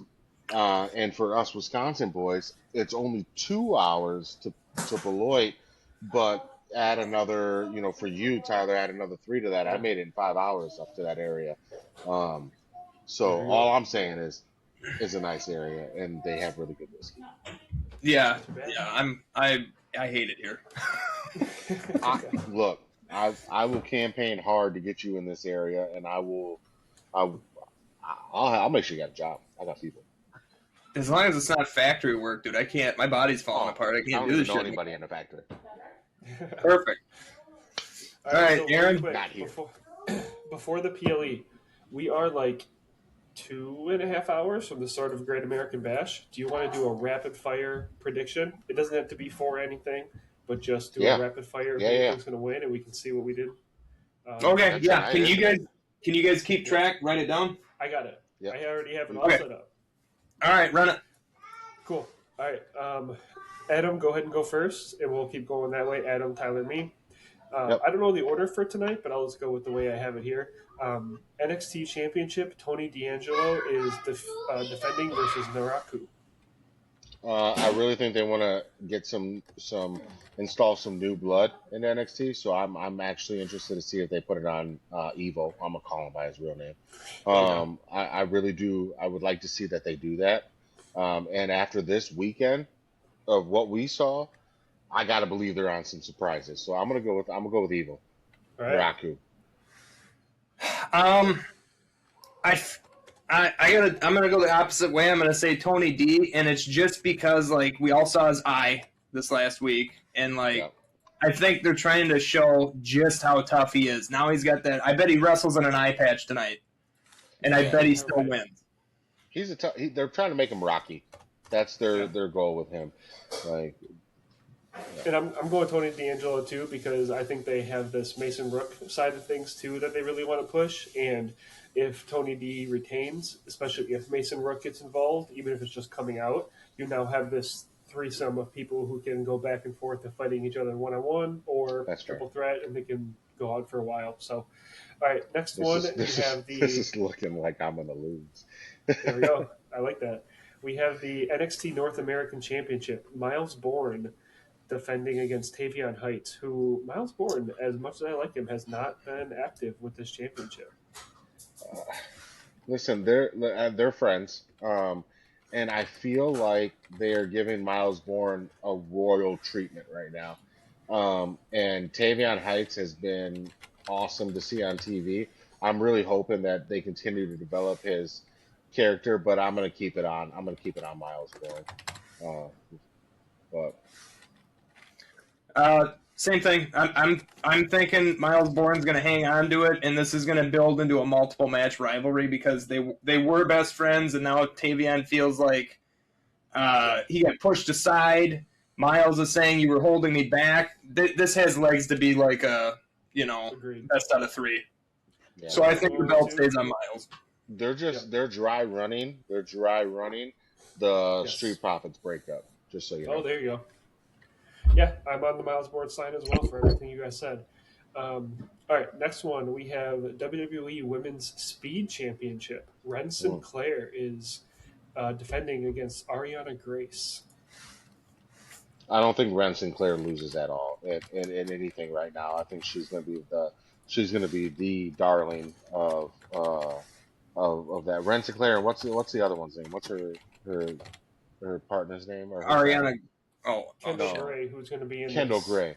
Yeah, I think those two are going to be like the darlings, and they're going to have the rivalry eventually. They're going to have the EO Sure. Rhea situation Yeah. eventually. Friend So I don't. QCC. Yeah, I don't think she loses. So I'm gonna go with it. Same thing. Yep. I don't think the belt moves. Agreed. I think Ariana Grace is. I don't really like Birthright, so I don't really want to give them anything right now. I don't like that Stax is in Birthright. That really know. bothers me. Because it doesn't bothers fit. me a He's lot. married to or Yeah. dating the girl. That's it. Yeah, it's not. He doesn't belong there. And I think Birthright itself is a great idea if they could do it Charlie right. Dempsey's great. Charlie's amazing. Yeah. Lexus King could be Yeah. amazing. And Finley's son, right? He's the other one. Yeah. Fit Finley's yeah. good. And God, I agree with you guys though. It frustrates me. Birthright does, but it's because of Charlie Stacks. I It's just like- don't want him in there. It's almost like they took everyone with that old Heritage Cup and just said, "Well, we're not doing the Heritage Cup anymore. Let's put them in a group." Right. So, All you guys can wrestle each other now. yeah. This is another No. thing, though. I do just want to say quick. It bothers me. It should be Charlie Regal. It should be. It should. It should. I Especially get it. You're because trying Willie to Regal has been do on your own TV. thing. Well, it's Braun Breaker. It's Braun Breaker too. Yeah. Yeah. You know, same thing. Like, But Regal what has is his been rock? on NXT with Dempsey. So, like, why? Yeah. Like the Birthright thing. They all like him and Fit Finley came out. Yeah. And so it's like you're acknowledging that he's your whatever. I'm with Right. you though. Yeah. Anyway. All right. Next, I'm going to stick with the championship matches. Mhm. Women's North American Championship match with one of my favorites of the whole roster, Zarya, defending against Tatum Paxley. I'm telling you now, this is the match that I'm looking forward to the most because these two are incredible. I'm pretty sure I saw Zarya at the show that me and Marissa went to. Really? I didn't. No, she just looked like her Okay. a lot. I was like, God, they waited so long to put it on Zarya. There's no way they're taking her off her this quick. So I got to go Zarya. As much as I want Tatum to have the belt, I think she's slowly getting to the point where she's going to go to the main roster. So I think she gets beat. Zarya retains. I agree with you Agreed. that I want her to win, though. I do love Tatum Paxton. Yeah. I think this is the last stepping stone for Tatum to the main roster. It's like it's like Ricky Saints losing the NXT championship, but then trying one more time to just give that extra step to the person who won it before going on. So yeah, I'm going Zarya. I think WWE really likes Zarya, even though they've gone really slow. Everything they've done with her, the video package for her entrance that was night one, putting her with Sol Ruka, who they liked, putting her in this big breakup type of scenario, finally giving her the belt. I think they're going to keep this out here for honestly quite a long time. I could see this being a 365 plus for Zarya. Yeah, All right. I will say, though, really quick, the one thing I am frustrated with, and I don't know if I brought it up, but I meant to, is I don't think Zarya is as intimidating. It's the same with Evil until that other match. I don't think they're actually as intimidating as their character wants them to be. Like, when I That's see Zarya, I don't really. She's small. She's very small. Sure. And she's smaller than Jordan Grace. So, like, Mhm. and Jordan Grace is a small human being who's really, like, wide. And Zarya is smaller in all ways, but she presents the same level Sure. of I'm Brock Lesnar, so to speak. Yeah. And Well, I struggle with it. I struggle with No, that's fair. All right. The last championship match, this should be the main event. I feel like they'll put the men's championship as the main event, but Lola Vice defending against Kendall Gray. it. Mm. I struggle. I with think this it's one. Kendall Gray's time. I think we're gonna get it. I hope so. I haven't been as impressed with Lola Vice, but I mean I like her. She's not champion to me, but that's being very disrespectful to Lola Vice. I think she's incredible, but Yeah. I think it's time for Kendall Gray. Okay, I felt a little underwhelmed with Lola Vice as champ. Is that? I agree. Do we all agree? Yeah. Yeah. I think Kendall's going to take it. I think that they gave Lola enough time to be the champ and to try and do something with it, and that's creative's fault too. That's not just on her. But Right. Do we get Lola? Do we get Lola and AAA with Damien? Because they're together. So do we get them both Maybe. in AAA at the same time? I could see Maybe. that. Already the mixed tag team champion. Yeah, I could see. I could see. Yeah. Them doing something with them down there. And I think that'd be a really great place. I don't mean to be. I know I am being disrespectful to Lola Vice, but I don't mean to be. She is incredible. Yeah. I just have not. I like you guys said. I've been under.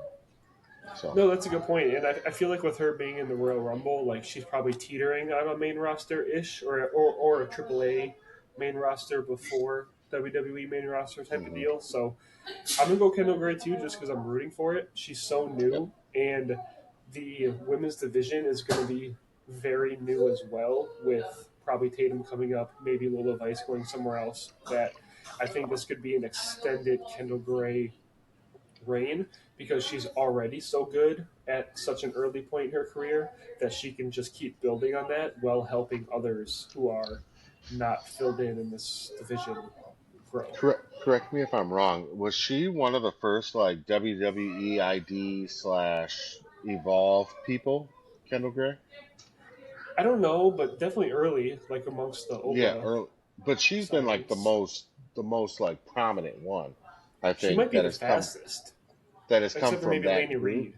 Laney Reed is Yeah, okay. crazy. Yeah, well, I will say I think because of that, and they really want that program to work, and they really Uh-huh. want people to join it and be a part of it. I can see her being champion, and them saying like, "Look, she went from here to here this quickly. You can do that too." So I can see that. Sure. I want Yeah. it to happen. Yeah. All right, two quick standard singles matches: Shiloh Hill versus Tristan Angels. I don't know why they're doing this one on the PLE, but Well, those two they've had that thing for a while now, and it's been About a month. funny. It's been funny, you the know. pageant or whatever, yeah. Yeah, it's been funny. I'm gonna go with Shiloh Hill. I think they're gonna push him to the moon. I do love this Tristan Angels though, but I really hope he joins Elton Prince and Kit Wilson Oh, there you go. when he comes back because I think he'd fit in perfect. Yeah, Shiloh Hill. I think there has to be a payoff with this thing they've been running for a month or 5 weeks This or is whatever. This has got to be it. Yes. Yeah. This has got to be it. Yeah, me too. They like Shiloh, and he's really good. So, all right, last one. I'm actually really looking forward to this. Saquon Sugars versus Dion Lennox in hmm Yeah. breakout match. Yep. I think we get to see Saquon Sugars be Saquon Sugars in this. Yes. Thank you for saying Which is that. a Yes. treat for everybody.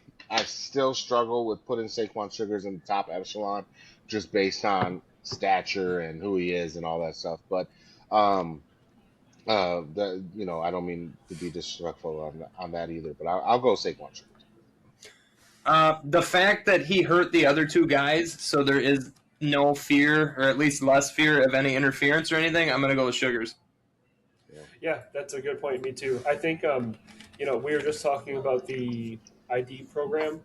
The other three Dark State guys are ID program guys. They're football players, wrestlers, whatever. At WWE's heart, sometimes they're still a wrestling company. Saquon Sugars Right. is a pro wrestler who did this before coming here, and he is going to show out, I think, against Dion Lennox, who I like, but he's not Saquon. I was going to say it's going to suck for Dion though because Dion has been putting on as like the leader of this group, and I'm starting to feel like what was that Retribution group? I'm starting to get that feeling about these guys, which sucks, but I think they'll all be successful. Yeah. All four when they break off. Absolutely. All right. Are you guys ready to talk about Night of Champions? Oh, yeah. Nope. All right. I lost, dude. You should be more excited to talk about it than me. Should I just cover that real quick? Go through the predictions and say how. Yeah, go it was ahead. for Go. you, Tyler? Let's go through the predictions and we'll break it down. All right. So Oba Femi versus Jey Uso in a very scary match, especially to start off the show. We texted each other. We were all like, "Man, they could ruin this PLE with this very first match." But And I thought they thankfully, would. yeah, thankfully Oba won King of the Ring. He beat Jey Uso convincingly. Me and Adam said he would. Tyler was. Wait. Oba tapped. Nah, I'm not hearing that. He did, but I'm not hearing that. He was hyping himself up. All right. Tyler thought he was getting in the brain of Triple H in this one, so you'll see that throughout these. Tyler went with Jey Uso on that one. Second, we had Eosky defeating Liv Morgan and the Queen of the Ring. Adam and I also picked that. Tyler went Liv Morgan. Don't blame me, Tyler, but again, you were too inside Triple H's mind for this. My whole thing is now her not defending the title at all has been completely pointless. If she would at least won Queen of the Ring, it'd have been like, oh, okay, she's trying to double up. No, now it's like, what the fuck was this whole point? Well, you didn't know she'd be cursed, though. So I did not know she would be cursed. That's not on you. All right. Next one was the steel cage match. Braun Breaker ended up losing to Seth Rollins. Me and Tyler both picked Braun Breaker, which Tyler, I think we were right that should have been the winner. But yeah. Adam picked Seth Rollins, so he got that one right. Next was Trick Williams successfully defending against Ricky Saints for the United States Championship. We all picked Trick Williams. Congratulations, Tyler. I hope that one felt good. That's my one. The penultimate match was Tiffany Stratton successfully defending against Jade Cargill. Just me picked Tiffany Stratton. Both of you guys picked Jade Cargill, thinking the championship was going to change. And this is the one that let us tie. It did, and I'm surprised you picked Jade. We'll get into it, but and then finally, the last match, the big surprise. A big surprise that two of us had right. Me and Adam both picked Sami Zayn to win the championship in Saudi Arabia, and Tyler went with Cody Rhodes. So I'm glad Sami won, though. Yes, for sure. I am really glad he won. I just thought WWE would give it to the Golden Boy. Yep. We'll talk about it. Me and Adam finished with 5 out of 6, and Tyler finished with a whopping 1 out of 6. It's the worst I've ever done, boys.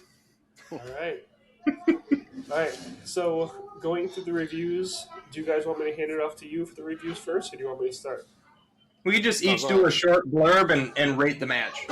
Yeah, but you introduce the match, and then we'll go Tyler, then me, and we'll just do a short blurb on it after you do your thing first. Let's go. All right, so we talked about Oba Femi. He defeated Jey Uso in the King of the Ring finals. We all were a little bit worried about this. I rated this at a 5 out of 6 for the match. This rating is pretty much carried by the result. I think Oba Femi winning was the correct choice, and it had to be done. And if it wasn't, it would have been really bad. So the result picked up where the match lacked a little bit. It wasn't the best match we've ever seen, especially from Oba Femi.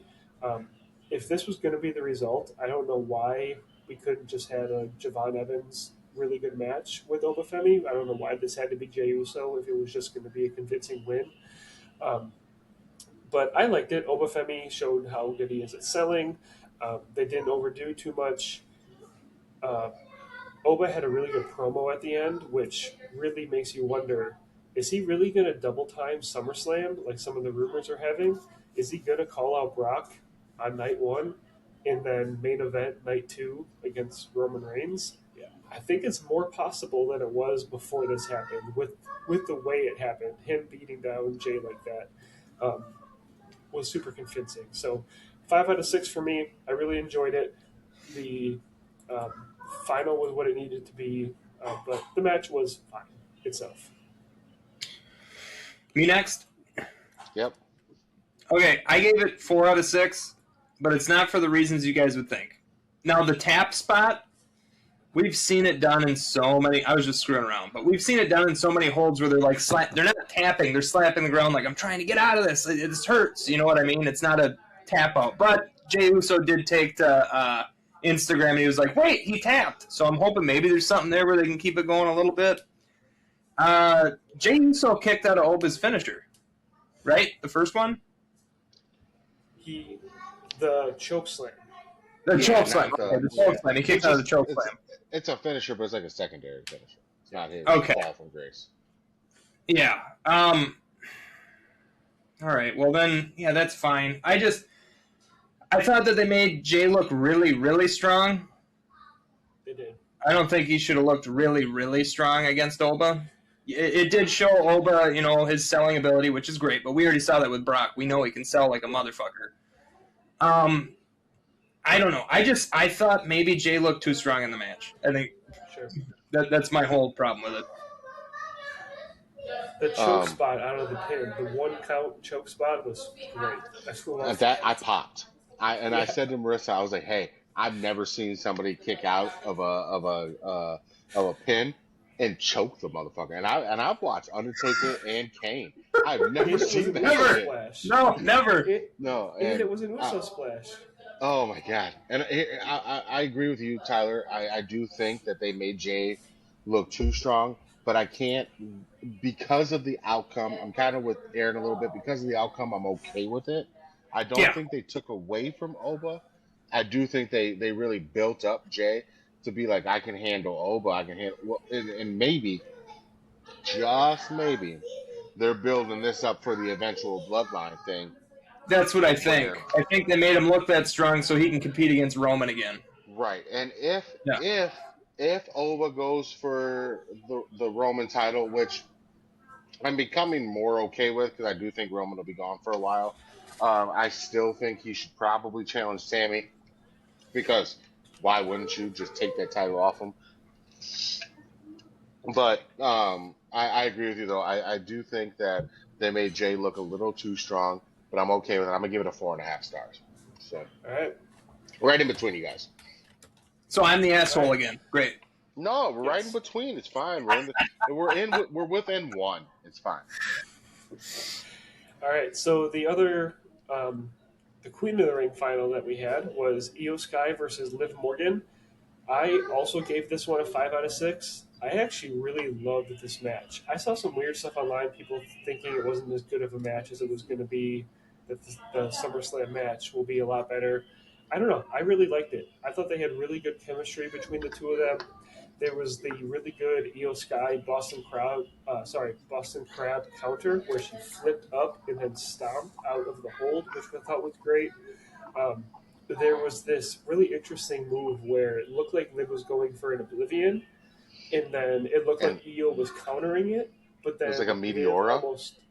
But then Liv almost countered back to a code breaker off the springboard. It was code breaker. Code breaker. Yeah, it was really crazy. So I just thought it was a really awesome match. It actually gets me more hyped for the second iteration of it at SummerSlam. My biggest problem goes to not the match, but the booking before the match. Liv didn't need to be in the tournament. We all said that. It showed in this that the only way out of their mistake was to curse Liv Morgan, because they're not going to have her lose clean.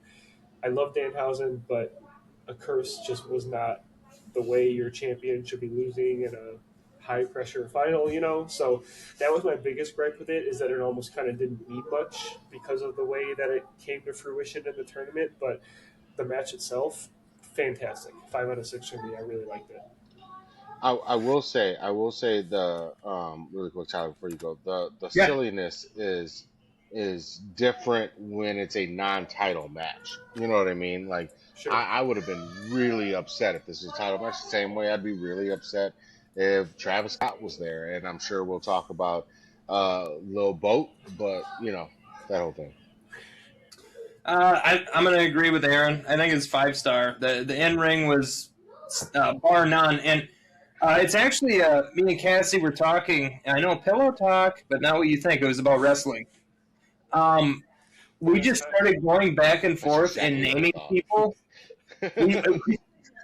We started naming people that what happens, they're going to have a good match, and it doesn't matter who it's with.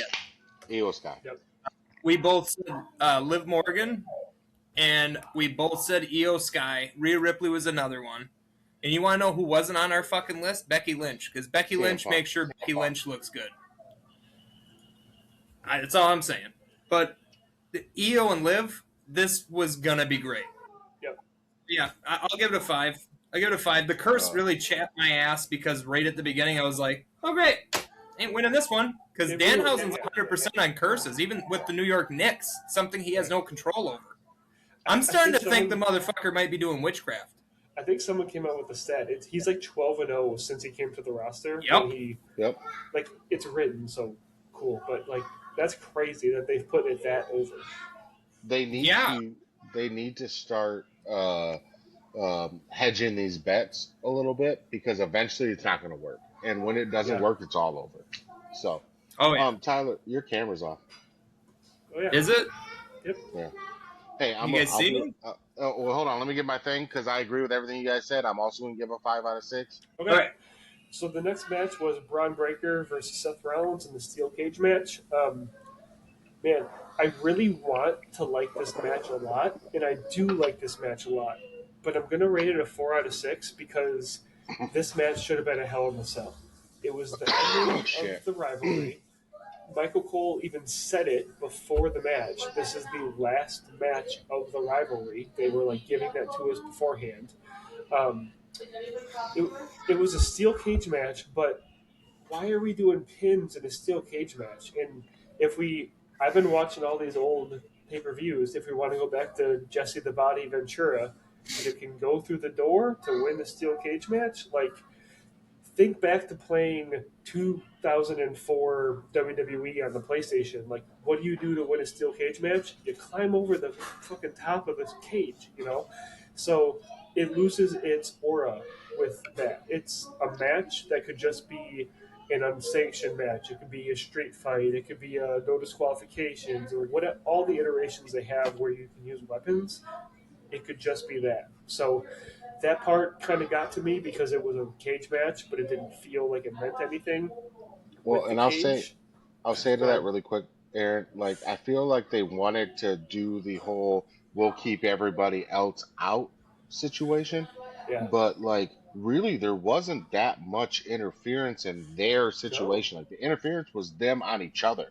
Like, it wasn't like you had Logan Paul running down, or you had you definitely don't have Logan Paul now, or you don't have Austin Theory running down. Like, that's not the issue. So I agree with you in that sense. That's like the cage at that point doesn't matter. Right. So it should have been Hell in the Cell because that's personal. That's you two decide, like, finishing your issues there. They haven't done, honestly, guys. I don't know the last time I saw somebody climb out of a cage. I'd have to look back. I don't know the last time I saw it. I would like the cage side. What is it? Cage side seats or what? Who does that? Somebody keeps track of all that down to the fucking minute detail. I would like to know. CageSide.net or something. Match or whatever. Cage match. Yeah. Cage match. Cage match. I think that's it. I'll look it up. It's been a long ass time. The closest thing we had was the suplex that was supposed to look like it was off the top, but it was really only off the top rope. It was just a superflex. So that's my other gripe with this match. Yeah. So it was a cool match. It was a slow burn, which is fine. I'm perfectly fine with the slow burn match, and it had good spots, but I don't think it delivered at the end what it could have been. It felt like it was a WWE's like, hey, this is our PG violence match. Come look at us, So I give it a 4 out of 6 because I think the wrestlers did really good. I think Braun had a good match, and he needed that kind of like post Vision to have this good looking match. He had the blood that came down, which looked really cool. But Seth should have won, or I'm sorry, Braun should have won. I don't know what this does for Braun Breaker going forward. Seth defeated the Vision, but so what? They've kind of been defeating themselves. I feel like Braun needed this to take that next step. Seth could have lost, showed up tomorrow on Raw, and it would have been the biggest pop he's ever had. It doesn't matter for Seth. So that's my biggest gripe with it. 4 out of 6 because they did good, but it could have been more. So I'm going to go lower than that. I'll give it 3.5. One thing that chaps my ass, and this is not the first time they've done it, this is like the 5th or 6th time, he's suplexing him off the cage. It's just a superplex off the turnbuckle. The guy just got a head start by having his legs on the cage. Not a fan of it. One thing I did like, all the weapons right away. Like, this felt like it is going to be a war. Yeah. One thing that took away from it, Seth shouldn't have won. This should have been now Braun won 2, Seth won 2. but we're going to be done and back away from each other because we can revisit this later on, maybe even after the Vision's done, because then you can pull the whole, yeah, well, our record's even. We still need a rubber off. And I would hope that wouldn't happen until the Vision is done. The in-ring work, yeah, that was great. The spots were good, but just, again, should have been a Hell in a Cell match. The top of the cage suplex, which wasn't on top of the cage, bothers me, and it bothers me that they keep doing that. I'm not a fan of pins in cage matches. No. I hate them. So bad. And, Braun should have won, and it could have. Maybe in their mind they thought if Braun won, it would have to keep going. It really didn't. Braun got his win. Seth can go lick his wounds. Everybody can do their own thing now, and we can revisit this later on, like I said, after the Vision. So I go 3.5. I feel the same way as you guys. I just rated it a little bit different because I really did enjoy like the match for what the match was. I don't know that I rate different. I went 5.5 on it for the match. I did not agree with the outcome, but I also felt like Braun did go out on his sword. Like I would have liked to see kind of more of a Shawn Michaels Flair moment when Braun pushed him back, and Seth was like, "Okay, I'm going to honor that." Well, then give that moment of, "Hey, I hate that I have to do this," and then stomp him. But I agree. When Braun looked at the top of the cage, my man, you got to do something off the top of the cage. Like you can't do that. So I would say it was a little bit, or try to go over it. But like, Can I just add? Yep. Io seems braver than Braun at this point. Well, Io she's is done braver than Braun. So well, exactly. How many years in a row have we seen her just? I'm going to put a trash can on myself and just jump. Hopefully, I land on somebody. Yeah. And we didn't get one top of the cage spot for the unhinged frickin' Braun Breaker. Yeah. Yeah, for sure. Do you guys think that CM Punk and Drew McIntyre was too good in Hell in a Cell and it's ruined the booking for Hell in a Cell going forward? I mean, I have a turnbuckle pad for it, so it was pretty fucking good. I don't think that. I do think it'll be a while. So here's the answer here. Drew McIntyre was the last wrestler to win a WWE match by climbing out of the steel cage. That was against Cody Rhodes on January 9th of 2026. But that was through the door, I think, right? Oh, did he go through the door? Through the door. Fatu.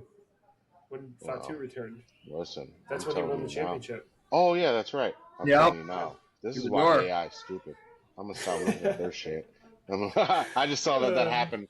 That came up first. Well, I went out of the cage. You're right. Yeah.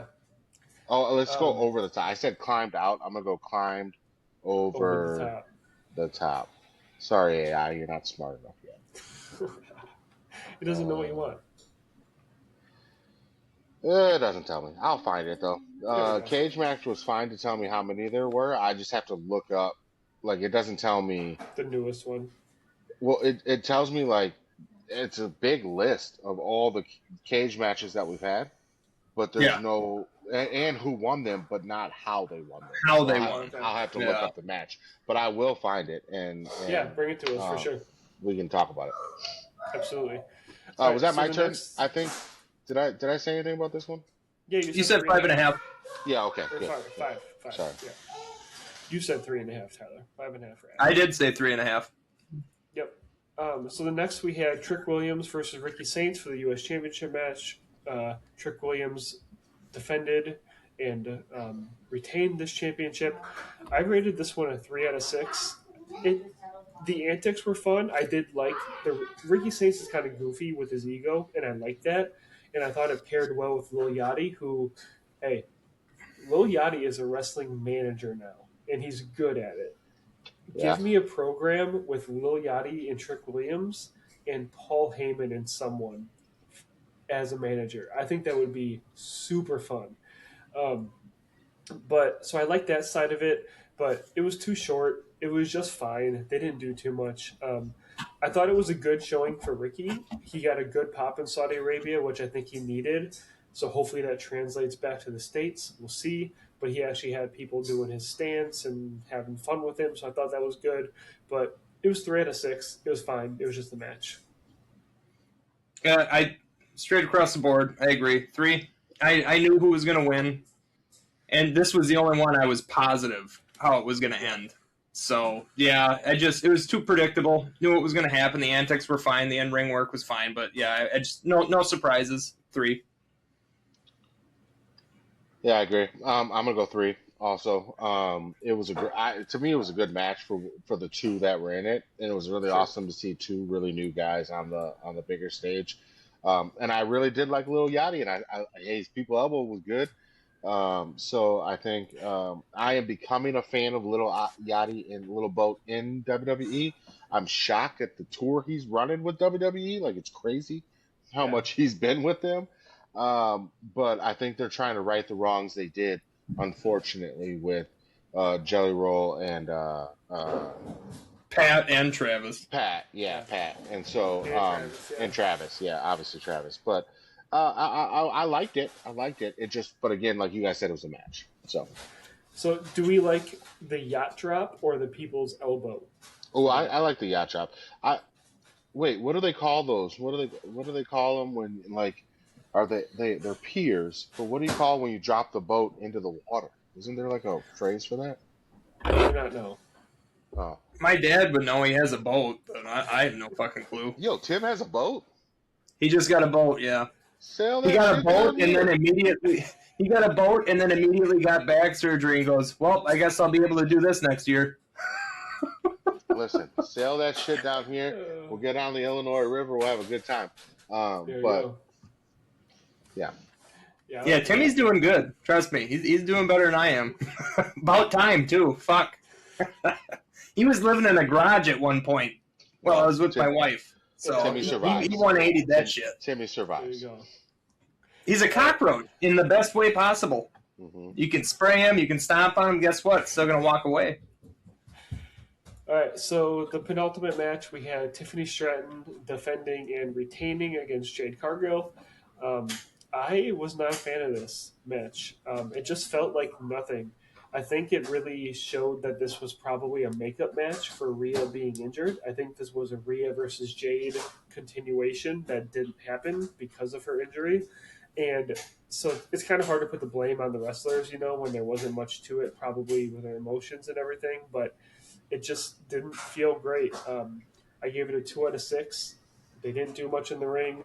They've had good programs in the past with the WWE Women's Championship, but this just felt like the worst of the bunch. I will say though, I'm a big fan of non-title match feuds with big names. Give me Jade and Charlotte for the next 6 months without a title, please. Or if Rhea is actually hurt, give me Jade versus Charlotte for the championship at SummerSlam if Rhea has to relinquish. Those two, I'm good with. This match, I didn't love. A little higher than yours. I'll give it a 2.5. This match. Okay, first off, I'm off Tiffy time. After I watched that Tops card opening thing, you don't even know who your fucking peers are. Goodness, all right. She doesn't need to know 1989 wrestlers. SGT Slaughter? How the fuck don't you know Sergeant Slaughter? That was so funny. I loved it. So yeah, I'm off Tiffy time. Do I think she's a good wrestler? Yeah, but that really pissed me off. But yeah, it was what it was. Too many outside interferences, and WWE's been getting really heavy on those lately, and I kind of get it, and I kind of don't. The Chelsea Green spot made me pop, but what really made me pop was the Charlotte spot, and that's why I give it a little higher rating than yours. So it still kept Jade strong. As strong as she can be with having people help her win every match that she wins. But yeah, it didn't do nothing for me. Yep. Yeah, I agree with you guys. It's unfortunate. I feel like we're exposing Jade here quite a bit. Not that she's terrible. Piper And Niven's not doing that that for us. Yeah, Piper's doing plenty of that for us. We ain't gotta do Piper's shit. hilarious. But yeah, guys, I agree. I don't know what you rated it, but I'm over here looking 2 at and this 2 thing. and a But half. Yeah, I gotta go in the same range. I'll be nice. I'll go 2.5. But That's what I gave it. Yeah. The funniest thing about the under the ring thing, I'm not a big fan of it because in kayfabe or like in canon, that person has just been under the ring for like 2.5 hours. Like, what is? yeah, but it's Chelsea Green, so it makes sense. Well, okay, fair. And the last one was like Doink the Clown, also makes sense. Or Hornswoggle, that makes sense. Like, point. okay. Good point. All right. I have one question about this because, first off, it's a girl, and second off, it's Saudi, so they're wearing scuba suits. I can't hold my pee for that long, but for us being dudes, we can just lay on the side, hand water bottle, we're good. What if she was under there for 2 hours? What do you do? What do you do if you got to piss? Well, I'm sure they did something at some point during one of the commercial breaks that allowed her to go under there. Oh yeah, no, it was just kayfabe. The old days, though, you sat your ass under there, like when Doink did it, he was under there because they were outside. You can't turn the lights off, like right. That's where you're. Well, how about Taker being under the ring when he'd rip through, or Kane, and he'd rip through and pull him down? Good luck hiding Kane under a fucking sweater. He's 7 foot tall. Yeah. You're going to notice that big-ass son of a bitch going down there when they're fixing the ring and slide under. And there's not 25 minutes between a match. Yeah. Right. Oh, no. God, no. Yeah. All right, last one, and the big one.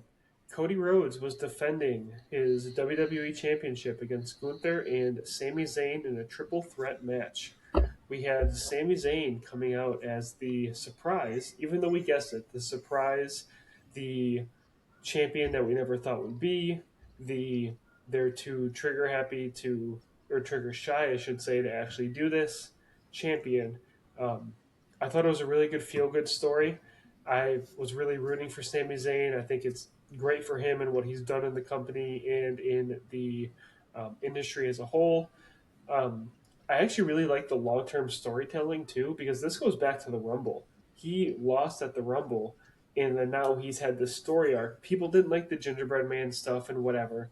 I enjoyed it. I thought it was fun, but it all goes towards this character arc of him becoming the best possible self to do what needs to be done to win the championship. And so I really enjoyed it. I thought it was a good culmination of everything. I give the match a 5 out of 6. I don't know what the hell that Sami Zayn powerbomb counter was, where he flipped like 16 times in the air somehow and like reverse power slammed Gunther. That was insane. So I loved it. I thought it was a good outcome. I thought it was a good match. I'm excited for Cody to be outside of the title picture, hopefully, for a bit.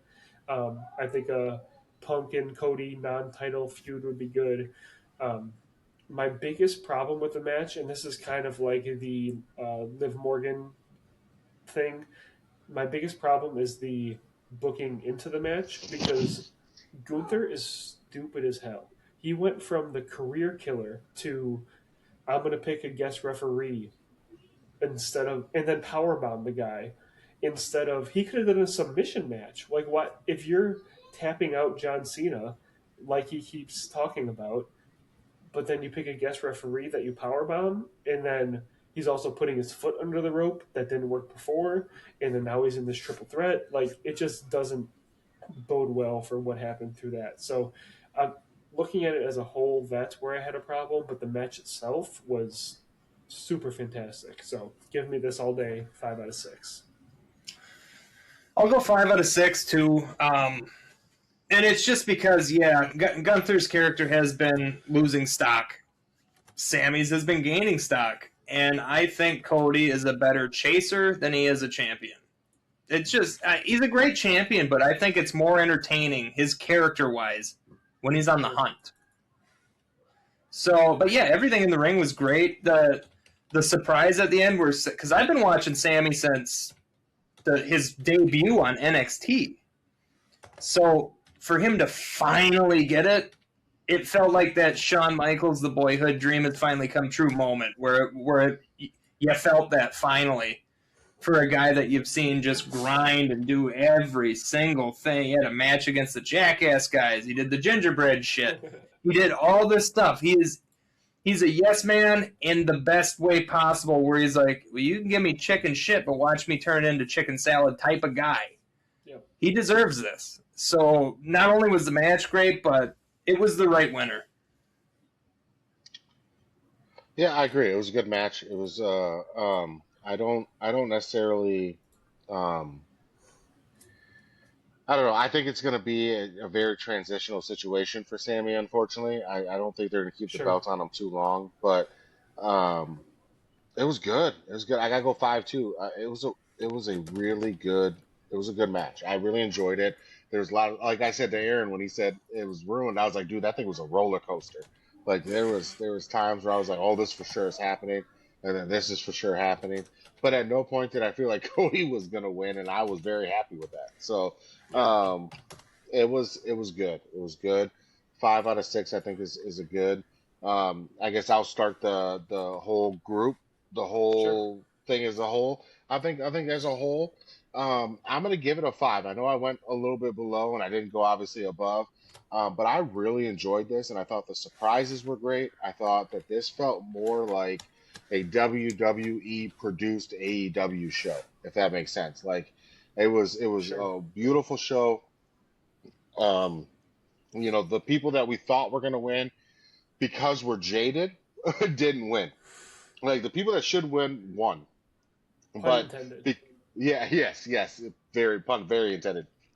But because we're so jaded in the facts that we think like some of these things aren't going to happen because WWE has let us down in the past, kind of wild that they decided to like really lean into the IWC during Night of Champions. But I guess it's not Yeah. WrestleMania, so that's fine. But I thought it was great. I really enjoyed this premium live event. I do not enjoy it being in Saudi. I am not happy about it being in Saudi. I will never be happy about it being in Saudi. I will always complain about it being in Saudi Arabia until Saudi Arabia get their shit together and start treating people like human beings. But and I'm very pissed off about it being in Saudi Arabia for the WrestleMania. I won't get over this. Yeah. That'll bother me. I will obviously continue to watch the product, but I do spend a lot less on the product than I probably would have if they made better decisions. So, Yeah.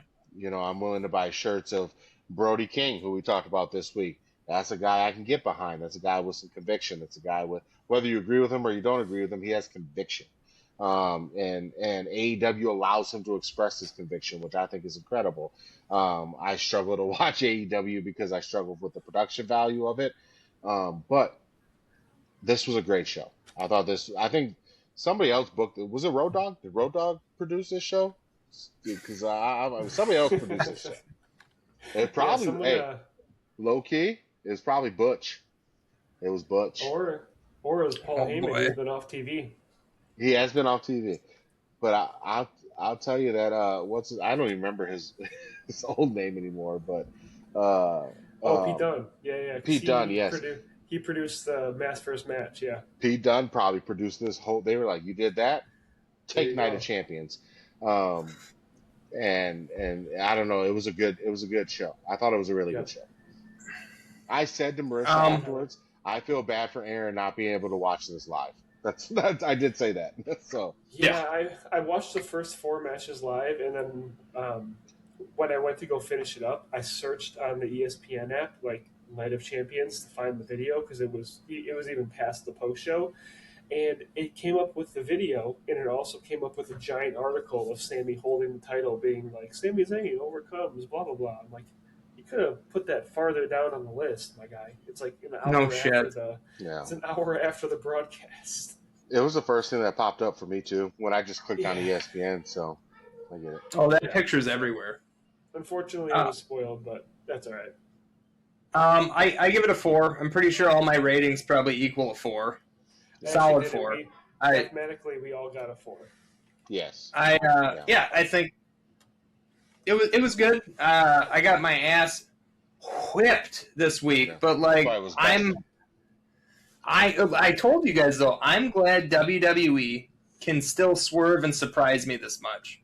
Yep. At 33 years old, watching this shit for 30 years, yeah, dude, I'm happy I can still get fooled. The So only yeah, problem is I loved don't it. want I don't want those fools and those swerves to come off of me expecting to be disappointed. That's the difference. And Yeah, that's what that it is was the now. difference. Yeah. And that's what this was. This Yeah. was the idea of we expected to be disappointed. We knew what the right move was, but Yeah. we felt like they weren't going to do it. I felt they were Right. going to do it this time, not because I know anything that anybody else don't know. I just do this every time. If you look back at my picks, Oh, I yeah. pick the shit they should pick, not the shit they will pick. So Well, this would have been this the just point of happened no to work out return for if me. they did some of these decisions that Yeah. we thought they would have. I hope they. What's going to happen now, guys, is I want you to know as we go on, and we've got what do we got next? What's in July? SummerSlam. Saturday night's main event, and then SummerSlam. Oh, they don't have one. SummerSlam's in August, isn't it? But it's like the August first. 1st. Yeah. Okay. All right. So here's the thing, guys. You guys are going to be shook when we enter into SummerSlam, and Aaron, you're going to be like you're going to be there, so you're I'm going gonna to be be emotionally involved and emotionally charged. I'm taking advantage of this shit. I'm beating both of you on SummerSlam, and I'm think you I'm might. going to go. Yeah, I'm going to go back to the old WWE ways. So what I'm going to do is I'm going to make my picks, and then I'm going to go Play through it and safe. switch them, and then I'm going to pick those because I'm winning. I like this feeling. You know, Aaron, There you you go. got a taste of it this time, but I love Yes, it. sir. I can't. It let feels go. really good, don't it? Yeah, I haven't Yes. had it. You know, I love it. I gave it a 4 6 as well. I think the results carried this pay per view for me. So Yes. or this PLE for Yeah. me. Some of the matches that while I liked them, they were just good matches. They weren't like phenomenal. So 4 out of 6, good show. Enjoyed it. The right things were done. So yeah, we are on the road to SummerSlam. Let's hope Sami keeps the title till SummerSlam. There's already rumblings about is this their way of putting the title on Brock Lesnar before SummerSlam so that Oba Oh, chooses no. Brock instead of Roman? Don't Kofi Kingston, Sammy. Don't do that. Is this It's a gonna Kofi happen. Kingston match as Saturday night's main event? It's in Madison Square Garden. It's a big venue. Getting a little worried, but we'll see. So God, let's I be didn't more hear that, but optimistic I than love that. that. Let's be more optimistic than that. Let's look forward to a good SummerSlam season. On recording, we're a couple hours away from the Great American Bash as well as Forbidden Door. So I hope you guys enjoy that, enjoy your night, enjoy these wrestling shows. And that is our review of Night of Champions. Tyler, before you give a shit, I just want to say I really need them to put that title on Brock Lesnar. I need Oba not to face Roman Reigns. I just need it not to Really? happen. It cannot happen. That like Oba is an undeniable force, and Roman Reigns is Roman Reigns at this point. It cannot happen. You're telling me you wouldn't Like, it just enjoy can't. seeing Roman getting pinned in like 11 minutes on a main event on SummerSlam? Uh-oh. Did I lose you guys? No, you're there. Oh, okay, cool. Tyler, what do you got? You want to end it up? You finish your stuff off, and I'll send them off. Yeah, next week we will be having a new episode of True Crime on Tap. I have a lot of days off this week thanks to daycare being closed. So besides that, see you guys next week. I almost said something see you messed next up, week. man. Look, I want you guys to understand that I'm not this guy, all right? I'm not this guy. But you were like, daycare being closed. I was like, oh, you must got one of the Somalia daycares up there, man. It's being closed. But I'm not this guy. I think I have one of the only ones that's not. Yeah, listen, I support everybody in Minnesota. I'm not that guy. But I just, when you said that, that's the first thing I thought of. I was like, oh, it must be one of the Somalian daycares. Those are always Anyway. closed, weirdly. Oh, oh man, did I lose you guys again? All right, let's get out of here. All right. Shoot. Now we did lose Adam. I think we did lose him now. Yeah. What does he say? Good times don't last, or bad times don't last, but bad people do. Bad guys do. Good times don't last, but bad guys do. There you go. Well, we'll see you guys all next week. All right.